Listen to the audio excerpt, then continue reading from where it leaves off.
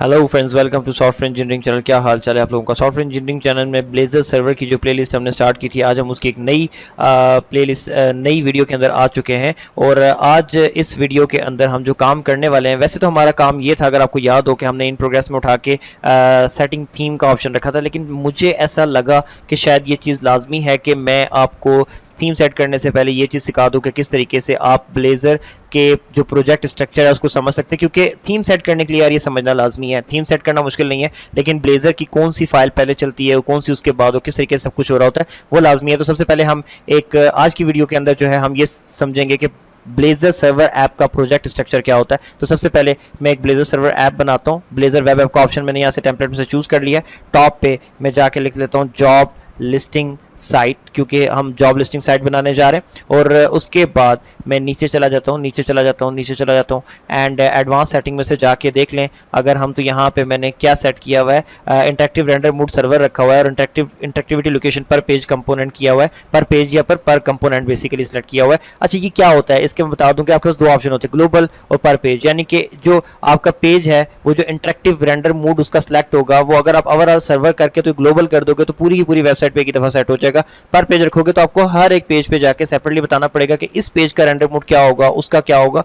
तो मुझे पर्सनली ये अच्छा लगता है कि आप अपने लिहाज से चलें। हर पेज को सर्वर के ऊपर कम्युनिकेट करने की ज़रूरत नहीं होती। हर पेज को जो है उसकी इंटरेक्टिव रेंडरिंग जो है वो वेब असेंबली पे ले जाने की जरूरत नहीं होती। और कुछ पेज ऐसे होते हैं जिनको स्टैटिक रख लेना भी काफ़ी होता है। तो हम अगर ग्लोबली सेट कर देंगे तो मेरे ख्याल में वो ठीक नहीं रहेगा और हम उस कंसेप्ट को अच्छे से समझ भी नहीं पाएंगे। तो पर पेज रख के हम इसको क्रिएट का बटन दबाते हैं ताकि हमारा जो प्रोजेक्ट है .NET 8 के फ्रेमवर्क को यूज़ करते हुए जॉब लिस्टिंग साइट का प्रोजेक्ट क्रिएट हो जाए। तो अभी मैंने इसकी क्रिएट के बटन के ऊपर क्लिक कर दिया है और थोड़ा सा टाइम लेगा। डेफिनेटली प्रोजेक्ट बनने के अंदर थोड़ा सा टाइम लेता है, as compare to visual studio तो थोड़ा कम ही टाइम लेगा, बट लेगा। तो जैसे ही ये प्रोजेक्ट बन जाता है तो हम उसके बाद यहाँ से आगे स्टार्ट लेंगे। तो project is loading, project loading कर ले और उसके बाद हम यहाँ से आगे चलते हैं। अच्छा, तब तक मैं आपको बता दूं कि आप अगर विजुअल स्टूडियो इस्तेमाल कर रहे हैं तो आपने क्या करना है, विजुअल स्टूडियो के अंदर जाके क्रिएट न्यू प्रोजेक्ट के ऊपर क्लिक करके आपने ब्लेजर ऐप का जो ऑप्शन है वो सिलेक्ट करना है और वहाँ से जो ऐप का ऑप्शन है वो सर्वर को सिलेक्ट कर देना है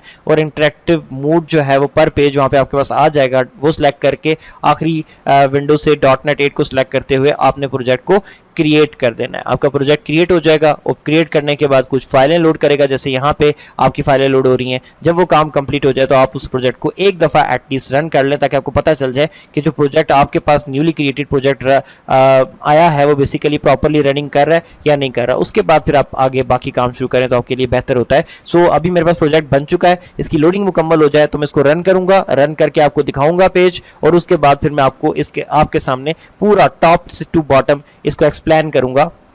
और वो चीज़ें जो ज़्यादा लाजमी है इस वक्त हमारे काम करने के लिए, उनकी मैं डेप्थ में जाके उनकी एक्सप्लेनेशन प्रोवाइड करूँगा। तो ये जब तक लोडिंग करता है तब तक मैं पॉज कर लेता हूँ। ओके, सो मेरा जो प्रोजेक्ट है वो बेसिकली लोड हो चुका है। अब मैं इसको बेसिकली ये टॉप पे से जाके रन का बटन दबा के इसको रन कर लेता हूँ। एक दफ़ा रन करने के बाद पेज हमारे सामने ब्राउज़र में खुल जाएगा। हम उस प्रोजेक्ट को देखेंगे, इसमें कौन कौन से सेक्शन है, फिर उसके बाद उसको माइंड में रखते हुए हम प्रोजेक्ट स्ट्रक्चर को समझेंगे ताकि मैं आपको रेफरेंस भी दे सकूँ कि मैं उस वाले सेक्शन की बात कर रहा हूँ, मैं इस वाले सेक्शन का कोड दिखा रहा हूँ एंड सो ऑन। तो जैसे ही रन होता है तो मैं वापस आता हूँ।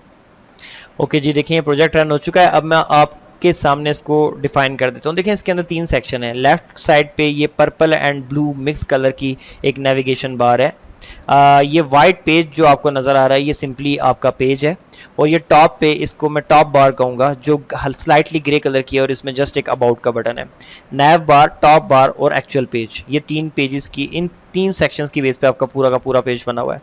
मैं नैव बार से कोई भी बटन दबाता हूं तो उस बटन का रेलेवेंट जो पेज होता है वो यहाँ पे लोड हो जाता है। मैं वेदर पे क्लिक करूंगा तो वेदर का पेज यहाँ पे लोड हो जाएगा, जबकि लेफ्ट साइड पे मौजूद नैब बार और टॉप पे मौजूद टॉप बार जो है वो शेड है, वो अपनी जगह पे रहते हैं और ये सेक्शन जो व्हाइट वाला सेक्शन है, पेज सेक्शन, ये हमेशा बदलता रहता है। ये है हमारा प्रोजेक्ट की वर्किंग। अभी इसको हम फाइल टू फाइल एक्सप्लेन करके बाकी चीज़ों को समझ लेते हैं। तो अगर मैं बात करूं टॉप से, तो डिपेंडेंसीज के फोल्डर को अगर हम देखें तो डिपेंडेंसीज का फोल्डर वो तमाम चीज़ों को कंटेन कर रहा होता है जिनके ऊपर हमारा प्रोजेक्ट हैवीली डिपेंड करता है रन करने के लिए। जैसे कि कुछ फाइलें उसने इंपोर्ट करके रखी हुई हैं और .NET 8 का फ्रेमवर्क, दैट्स इट।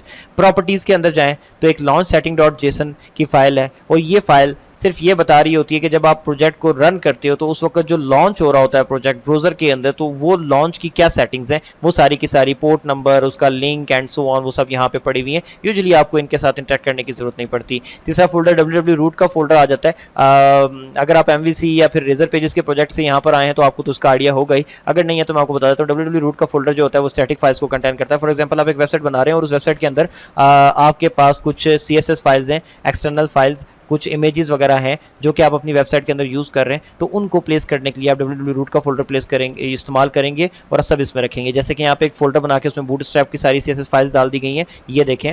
और इसी तरीके से नीचे app.cs और favicon.png की फाइल डाल दी गई है। अगर आपको यहाँ पे कुछ अपनी फाइलें डालनी है तो आप यहीं पे डायरेक्ट कॉपी पेस्ट कर सकते हैं, या फिर जैसे आपने इमेजेस डालनी है तो आप www रूट के फोल्डर के ऊपर राइट क्लिक करें, ऐड के ऑप्शन पे जाएं, डायरेक्टरी यानी कि फोल्डर को सिलेक्ट करके उसके अंदर से आप एक बनाएं, आप क्या कह सकते हो, आप एक इमेज का फोल्डर बनाएं और सारी इमेजेस उसके अंदर रख दें और फिर इमेजेस का पाथ यहाँ से देंगे तो वो लोड होती चली जाएंगी। तो स्टैटिक फाइल सारी की सारी आप www रूट के फोल्डर में रखते हैं। कंपोनेंट का फोल्डर, ये वो फोल्डर है जिसके अंदर आपकी वेबसाइट के सारे एक्चुअल पेजेस होते हैं। इसके अंदर हम जाएंगे तो फिर इसी के अंदर रहेंगे। तो इससे पहले हम बाकी चीज़ों की बात कर लें। ऐप सेटिंग.json, ये बेसिकली कन्फिगरेशन फाइल है। आपकी प्रोग्राम रन करते हुए जो बेसिक सेटिंग्स उठाता है वो आपने यहाँ पे डिफाइन की होती हैं और इनको उठा के इसकी बेस के ऊपर आपके प्रोग्राम को कन्फिगर करके तो चलाया जाता है, यानी कि आपकी वेब ऐप को। और हम यहाँ पर यूजुअली अपनी डेटाबेस के साथ कम्युनिकेट करने के लिए डेटाबेस के कनेक्शन स्ट्रिंग वगैरह प्रोवाइड किया करते हैं। ऐप सेटिंग.development.json भी इसी का पार्ट है, इसको सेपरेटली मैं डिफाइन नहीं करूंगा। program.cs पे चले जाएं तो ये वो मैन फाइल है जिस फाइल के ऊपर से आपकी ऐप रन करना शुरू करती है। यहाँ पर आपकी ऐप एक्चुअली बिल्ड हो रही होती है। अगर आप कोड पढ़ेंगे तो आपको कोड के पढ़ने से भी आइडिया हो जाएगा कि यहाँ पर क्या लिखा हुआ है। अगर आप गौर करें तो आपको नजर आएगा कि इसके अंदर ये लिखा हुआ है कि वेब एप्लीकेशन एक बनाओ और उसको बना के बिल्डर नाम के वेरिएबल में डाल दो और बिल्डर नाम के वेरिएबल में पड़ी हुई एप्लीकेशन के अंदर कुछ सर्विसेज ऐड करो, जैसे कि ऐड रेजर कंपोनेंट, यानी कि रेजर कंपोनेंट बनाने की सर्विस, और ऐड इंटरेक्टिव सर्वर कंपोनेंट, क्योंकि ये ब्लेजर सर्वर ऐप है तो उसके लिए ये चीज़ लाजमी है। और उसके बाद बिल्डर में पड़ी हुई ऐप को फाइनली बिल्ड करके ऐप के फोल्डर में डाल दो, वेरिएबल में डाल दो। और ऐप के वेरिएबल में डालने के बाद कुछ सर्विसेज हैं जिनके बारे में बताया गया कि ऐप के अंदर यूज़ करो HTTPS रीडायरेक्शन, ऐप के अंदर यूज़ करो स्टैटिक फाइल्स को, ऐप के अंदर यूज़ करो एंटी फॉर्जरी को, ऐप के अंदर यूज़ करो रेजर कंपोनेंट्स को, जो कि ऐप ये क्या है ऐप, इसकी बाद में बात करते हैं। फिर ऐप के अंदर ऐड कर दो इंटरेक्टिव सर्वर रेंडर मूड को। तो ये सारी की सारी बातें यहाँ पे बता दी गई हैं। इसके अंदर क्या लिखा हुआ है, if app dot environment is development, और उसके पीछे नॉट लगा दिया गया कि अगर ऐप का जो एनवायरनमेंट है वो अगर डेवलपमेंट एनवायरनमेंट है तो डेफिनेटली हम चाहेंगे कि हमें एरर खुल के सामने नजर आ जाए। लेकिन जब आपकी ऐप होस्ट हो चुकी होती है और फिर अगर कोई एरर आए तो आप ये बिल्कुल भी नहीं चाहोगे कि आपका एरर खुल के सामने आ जाए। तो अगर यहाँ पे लिखा हुआ है कि अगर ऐप का एनवायरनमेंट डेवलपमेंट एनवायरनमेंट नहीं होगा तो फिर हम एक एक्सेप्शन हैंडलर का एरर का पेज आपको शो कर देंगे, जो कि कई पेजेस के अंदर फोल्डर में पड़ा हुआ है। और उसके अंदर ये लिखा होगा कि कॉन्टैक्ट टू डेवलपर, या फिर कोई टेक्निकल प्रॉब्लम आ गया एंड सो ऑन, या फिर कोई सैड सा स्माइली बना हुआ आ जाएगा। तो ये एरर का पेज आप खुद से भी बना सकते हैं, उसका लिंक है। तो देखें program.cs क्या करती है, सारी सेटिंग करके फाइनल लाइन में बताया था कि app.run, यानी कि ऐप को रन कर दो। जब ऐप रन होती है तो ऐप रन होते साथ ही एक और फाइल है जिसका नाम ही ऐप है, उसको रन करती है। और ये जो फाइल है ये कहाँ पे पड़ी होती है, मैं आपको बता देता हूँ। ये फाइल पड़ी होती है कंपोनेंट के फोल्डर में, ये रही, ठीक है। इसको रन करती है। तो जब इसको रन करती है तो ये फाइल क्या करती है, ये फाइल आपका एक HTML पेज सेट करती है, HTML टैग लगा के। उस पेज के अंदर सबसे पहले ये हेड बनाती है और हेड के अंदर तमाम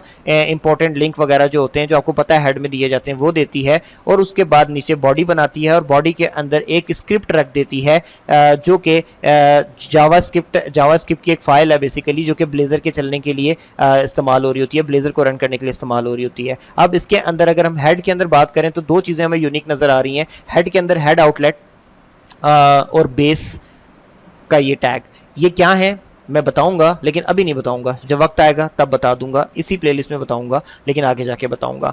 फिर बॉडी के अंदर एक और कंपोनेंट जो है कॉल हुआ है राउट्स का कंपोनेंट। तो बेसिकली क्या होता है कि ये एक बेसिक सा पेज सेट किया जाता है और बॉडी के अंदर जाके इसको स्क्रिप्ट को नीचे लगा दिया जाता है और यहाँ पर बॉडी में राउट का कंपोनेंट को कॉल कर दिया जाता है। तो राउट का कंपोनेंट कहाँ पर है, इसी ऐप डॉट रेजर के नीचे ये राउट का कंपोनेंट पड़ा हुआ है। It is same like function के, जब राउट्स का फंक्शन कॉल किया गया तो क्या होगा कि राउट के फंक्शन में जो कुछ फंक्शनैलिटी है वो इस पॉइंट पे परफॉर्म हो जाएगी। तो यहाँ पे हम इसको कंपोनेंट कह रहे हैं, तो इस राउट के कंपोनेंट को ये कॉल किया गया है। तो राउट के कंपोनेंट को खोल के देखते हैं कि वो क्या कुछ है जो रन होगा इस पॉइंट पे। तो राउट के कंपोनेंट को खोलो तो यहाँ पे राउटर का एक टैग है और उसके अंदर फाउंड का एक टैग है। तो फाउंड का टैग मींस ये है कि आपने ऊपर यूआरएल में जिस पेज का जिक्र किया है, फॉर एग्जांपल आपकी वेबसाइट है abc.com, तो abc.com/, अगर आपने आगे कॉन्टैक्ट अस लिखा है, तो अगर इसको फाउंड हो गया यानी कि कॉन्टैक्ट अस का पेज मिल गया, तो उस कॉन्टैक्ट अस के पेज को ये लेआउट के फोल्डर में पड़े हुए मैन लेआउट के HTML के अंदर जाके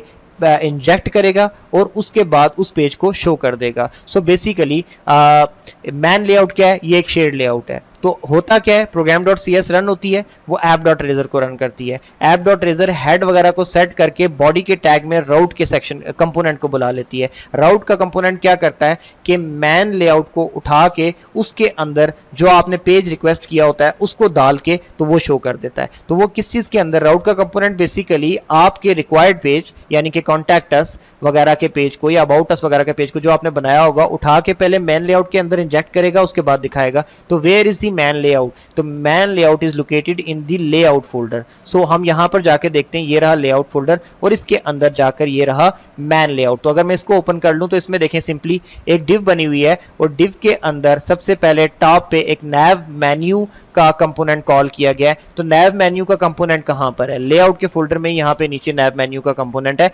अगर नैब मेन्यू का कंपोनेंट में जैसे ही कॉल करता हूं तो ये कंपोनेंट बेसिकली अपना सारा का सारा कोड वहां पे जाके पेस्ट कर देता है। तो ये कोड क्या है? ये वो कोड है जिससे आपके पेज का लेफ्ट साइड पे वो ब्लू एंड पर्पल कलर का जो पूरा का पूरा एक बना हुआ आता है, डिव बना हुआ आता है लंबा सा, वो नैब मेन्यू बार यहाँ से है जिसमें होम, काउंटर और वेदर के बटन होते हैं, वो बन गया। फिर मैन लेआउट में नीचे हम मैन की टैग में आते हैं। मैन के टैग में ये देखें, ये क्या है? एक कोड टॉप रो जो आपको स्लाइटली ग्रे कलर की नजर आ रही थी जिसमें अबाउट का बटन था, ये वो रो बनी हुई है। आप अगर कोई एक्स्ट्रा बटन बनाना चाहते हैं तो आप यहाँ पे इसके नीचे डाल सकते हैं। फिर और आगे अगर आते हैं तो एक आर्टिकल का एक टैग है HTML का, उसके अंदर @body लिखा हुआ है। तो आपने जो भी पेज रिक्वेस्ट किया होता है मैन लेआउट के अंदर @body वाली जगह पे उस पेज को इंजेक्ट करके चला दिया जाता है। सो program.cs ने रन किया ऐप की फाइल को, ऐप की फाइल ने हेड बनाया, बॉडी बनाई और बॉडी के टैग में कॉल कर दिया राउट की फाइल को। राउट ने क्या किया?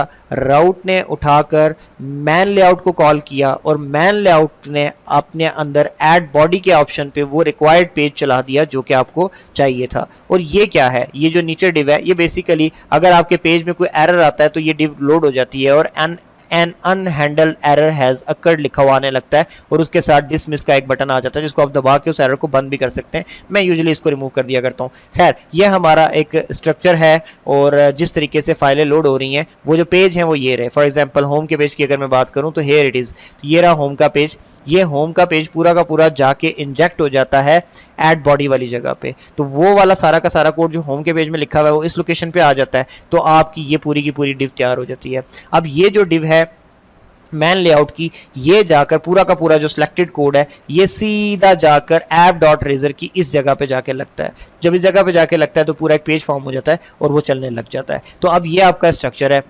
सुनने में बड़ा कॉम्प्लिकेटेड सा लगता है और मुझे भी फर्स्ट टाइम देख के बड़ा कॉम्प्लिकेटेड लगा था, बट यार बहुत आसान है और ये पेजेस को इतने खूबसूरत तरीके से ऑर्गेनाइज करता है कि एक दफ़ा समझ आ जाए तो काम करने का मज़ा आ जाएगा। तो अब हम इसमें थीम कैसे सेट करेंगे? सेट करने का तरीका ये होगा कि हम अपने थीम का हेड उठाएंगे और उस हेड को उठाकर इस हेड की जगह लगा देंगे और उस हेड में जितने भी टैग्स हैं वो रहने देंगे और ये जो बेस फाइल और जो हेड आउटलेट का कंपोनेंट है उस हेड में भी साथ खुद से लिख के ऐड कर देंगे। बॉडी जैसी है एज इट इज़ रहने देंगे, इसको हम नहीं छेड़ेंगे। जब ये चीज़ हो चुकेगी तो राउट्स के अंदर जाकर जो ये चीज़ें इसको हम नहीं छेड़ेंगे, हम सिंपली मैन लेआउट का जो सेक्शन है उसको जाकर अपने हिसाब से चेंज कर लेंगे। यानी कि इस जगह पर जाकर ये जितनी भी चीज़ें हैं इनको हम इस तरीके से अरेंज कर लेंगे जिस तरीके से हम चाहते हैं और उसके बाद जिस जगह पर हम अपने पेज लोड करना चाहते हैं वो ऐड बॉडी यहाँ पे लिख देंगे। तो खैर, जब हम सेट कर रहे होंगे तब करेंगे, लेकिन उससे पहले ये समझना बहुत लाजमी था। अगर इसको समझाए बगैर मैं सेटिंग करता app.razor फाइल की और फिर उसके बाद जाके मैन लेआउट की तो आप लोग कंफ्यूज हो जाते। तो आई होप सो कि इस छोटी सी वीडियो में आपको ये समझ आ गया होगा कि प्रोजेक्ट का क्या स्ट्रक्चर है, किस तरीके से इसकी रनिंग हो रही होती है। तो अब हम इस वीडियो को यहाँ पे एंड करते हैं और नेक्स्ट वीडियो के अंदर हम ये देखेंगे कि किस तरीके से हम एक थीम को इसके अंदर सेट कर सकते हैं। तो इस वीडियो को मैं यहीं पे एंड कर रहा हूँ। दोबारा मिलेंगे नेक्स्ट वीडियो में, तब तक के लिए अल्लाह हाफिज़।